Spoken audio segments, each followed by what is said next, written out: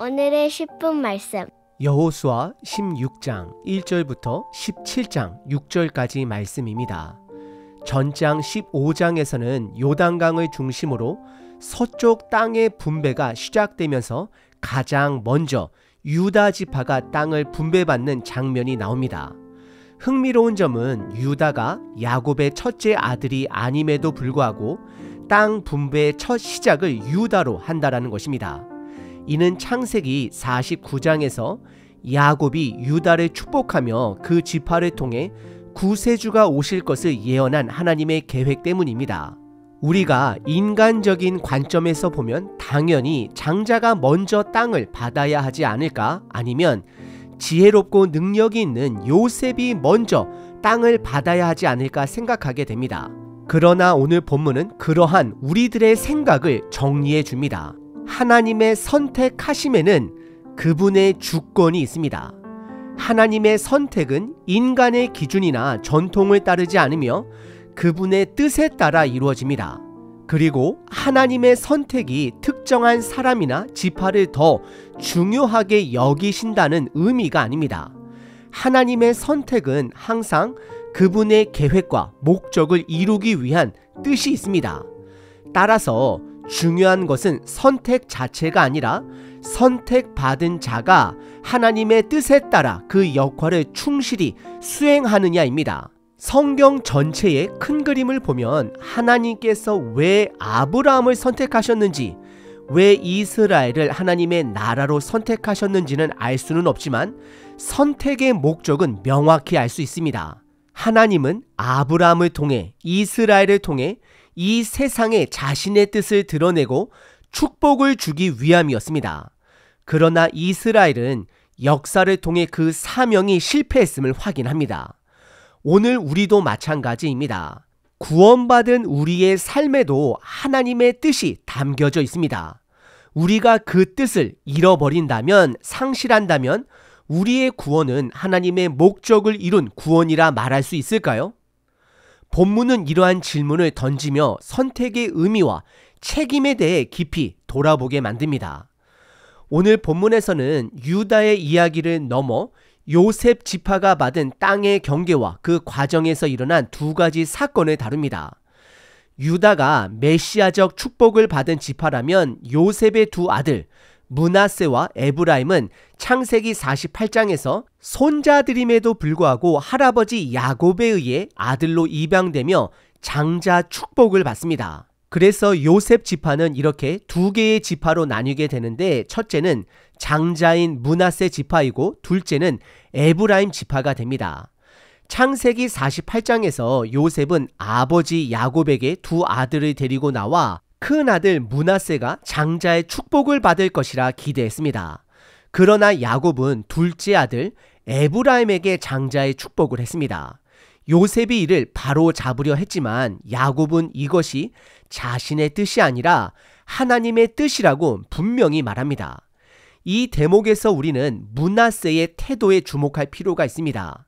므낫세는 큰아버지 에서처럼 불평하거나 분노하지 않았습니다. 오히려 동생 에브라임과 화목한 관계를 유지하는 모습을 통해 그의 겸손과 성숙함을 엿볼 수 있습니다. 오늘 본문은 우리에게 이러한 자세를 가르칩니다. 우리가 선택받았더라도 그것이 세상적으로 크던 작던 하나님의 뜻에 충실하게 반응하는 것이 중요합니다. 그런데 에브라임 지파는 장자의 축복을 받고 오늘 본문에서 요셉 지파 중 형보다 먼저 땅을 분배받았음에도 불구하고 가나안 족속을 몰아내지 않고 경제적 이득을 위해 그들을 노예로 삼았음을 확인하게 됩니다. 이로 인해 에브라임 지파는 이후 북이스라엘 왕국의 중심 지파로 성장하며 북이스라엘이 에브라임으로 불릴 정도로 큰 영향력은 갖게 되었지만 결국 베델과 단에서 우상 숭배의 중심지가 되는 비극적인 역사를 남기게 됩니다. 결국 하나님의 축복을 받았음에도 그 역할을 다하지 못하고 하나님의 뜻을 상실하면 그 축복은 오히려 독이 될 수 있음을 우리는 기억해야 합니다. 오늘 본문은 크게 세 부분으로 나눌 수 있습니다. 첫 번째는 요셉 지파 전체의 땅 경계를 요약한 내용입니다. 두 번째는 요셉 둘째 아들 에브라임 지파의 땅 분배와 한 사건을 다룹니다.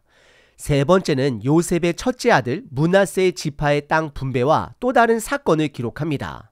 특히 오늘 본문에서는 각 지파의 땅 분배 과정에서 발생한 두 가지 사건에 초점을 맞추겠습니다. 첫 번째 본문은 요셉 지파 전체의 땅 경계 요약입니다. 1절서부터 4절입니다. 1절은 요셉 자손이 제비를 뽑아 땅을 분배받은 것을 기록합니다. 요셉 지파는 두 개의 지파 므낫세와 에브라임으로 나뉘지만 제비 뽑기에서는 요셉 가문의 대표로 한 번만 땅을 배정받은 것으로 보입니다. 또한 여기서 언급된 요셉 지파의 땅은 이미 요단 동편에서 땅을 분배받은 므낫세 반지파의 땅을 제외한 요단강 서편의 땅을 의미합니다.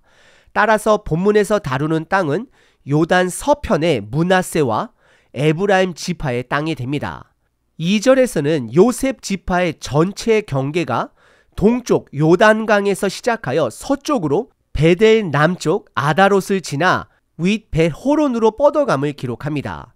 그리고 3절에서는 남쪽 경계를 설명하는데 아다롯에서 바다 지중해까지 이어짐을 말하고 있습니다.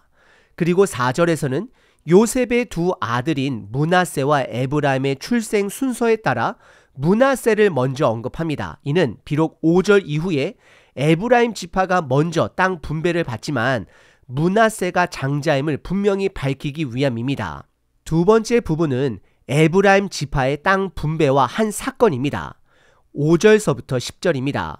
5절에서는 에브라임 지파의 땅 분배가 시작되며 동쪽 경계는 아다롯, 앗달에서 윗 베호론까지 이어집니다. 그리고 6절과 7절에서는 남쪽 경계를 설명합니다. 이 경계는 동쪽에서 서쪽으로 이어지며 믹무다, 다아낫, 실로를 지나고 여리고 동쪽의 요단강으로 연결됩니다. 8절에서는 답부아에서 시작하여 가나 시내를 따라 이어지며 서쪽의 지중해로 마무리된다라고 기록합니다. 그리고 이어지는 9절과 10절에서는 북쪽 경계를 다룹니다. 에브라임 지파의 북쪽 경계는 므낫세 지파의 경계와 맞닿아 있으며 게셀과 그 주변 지역을 포함합니다. 그리고 10절에서는 한 사건이 언급됩니다.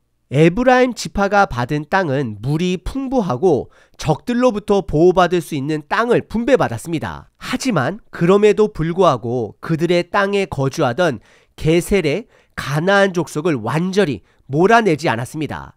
이는 단순히 몰아낼 힘이 없어서가 아니라 가나안 족속을 노예로 삼고 조공을 받으며 경제적 이득을 취하려 했던 타협의 결과였습니다. 결국 에브라임 지파는 하나님께서 명령하신 대로 하지 않았고 이로 인해 그들의 불순종이 드러났습니다. 세 번째 부분은 므낫세 지파의 땅 분배와 한 사건입니다. 17장 1절서부터 6절입니다. 1절에서는 므낫세가 요셉의 장자임을 분명히 밝히며 서편 땅을 분배받음을 기록합니다. 여기서 므낫세의 장자인 마길이 특별히 언급되는데 그는 이미 요단강 동편에서 길르앗과 바산을 기업으로 받았음을 기록합니다. 그리고 마길이 용사로 불리는 것은 요단 동편에서 먼저 땅을 분배받은 자들이 요단 서편 땅이 정복되기 전까지 최전방에서 싸워야 하는 사명을 맡았기 때문입니다. 그리고 2절에서는 므낫세의 나머지 후손 중 아직 땅을 분배받지 못한 6명의 족장들의 이름을 나열합니다. 그들의 이름은 아비에셀, 헬렉, 아스리엘, 세겜, 헤벨, 스미다입니다. 이들은 요단강 서편의 땅에서 기업을 받게 됩니다. 그리고 3절서부터 6절에서는 슬로브앗의 딸들의 이야기가 나옵니다. 슬로브앗은 아들 없이 딸 5, 말라, 노아, 호글라, 밀가, 디르사만을 두고 죽었습니다. 이 딸들은 민수기 27장과 36장에서 모세에게 그의 아버지의 땅을 다른 친족에게 주지 말고 우리에게 달라고 요청했습니다. 하나님께서는 이들의 요청을 옳다고 판단하셔서 모세를 통해 그들에게 땅을 주셨습니다. 오늘 본문에서는 이 딸들이 다시 여호수아와 엘르아살에게 나아가 모세가 약속한 대로 땅을 달라고 당당하게 요청하는 장면이 나옵니다. 성경은 슬로브앗의 딸들이 보여준 적극성과 믿음을 강조합니다. 이 여인들의 믿음은 당시 인간의 관습과 기준을 뒤엎는 행동이었습니다. 파격적인 요청이었습니다. 그들의 요청에 하나님은 응답하시며 그들에게 땅을 허락하셨습니다.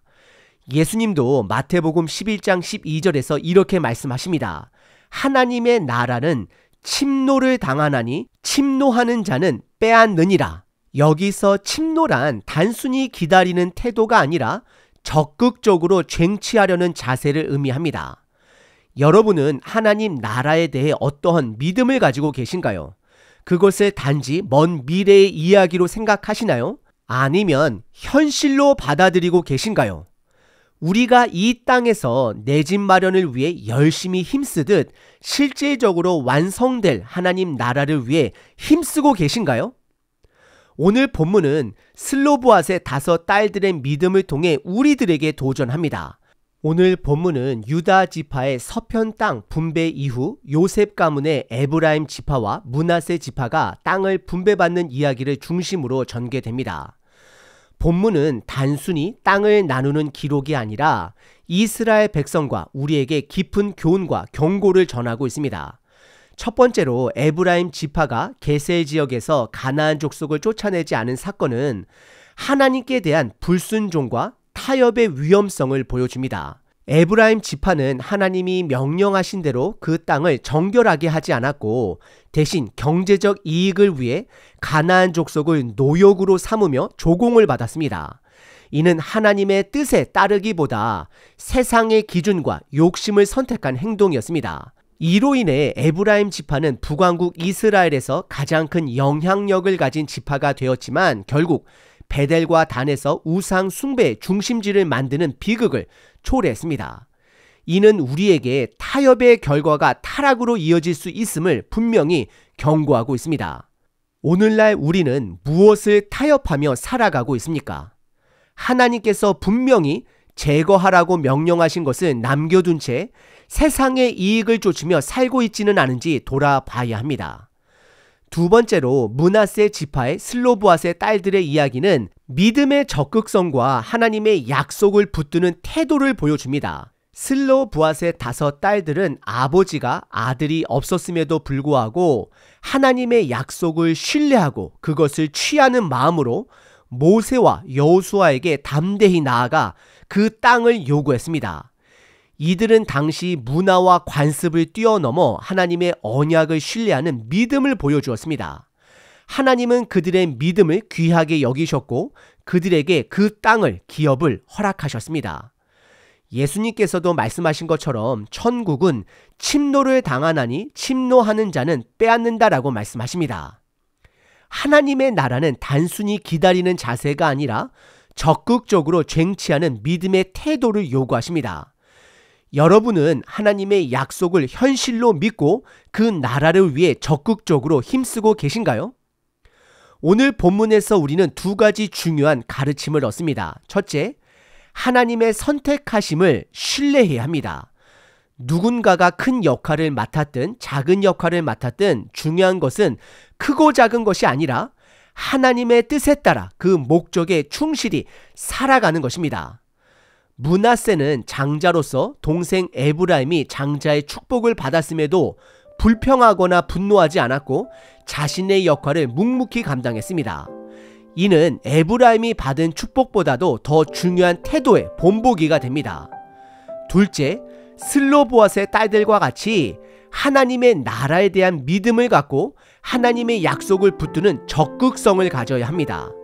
우리는 이 땅의 이득을 위해 타협하는 삶이 아닌 하나님의 나라를 바라보고 그분의 뜻에 맞게 적극적으로 살아가야 합니다.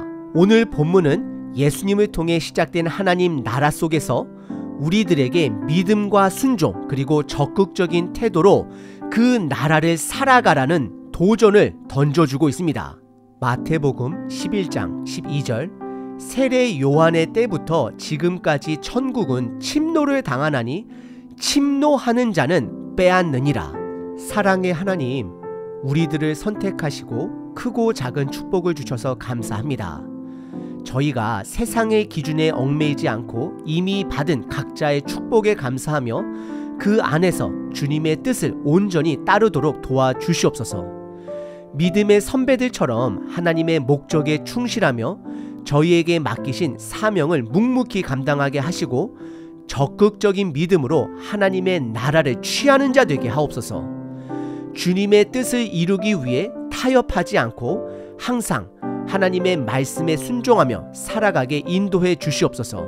예수님의 이름으로 기도드립니다. 아멘. 항상 기뻐하라.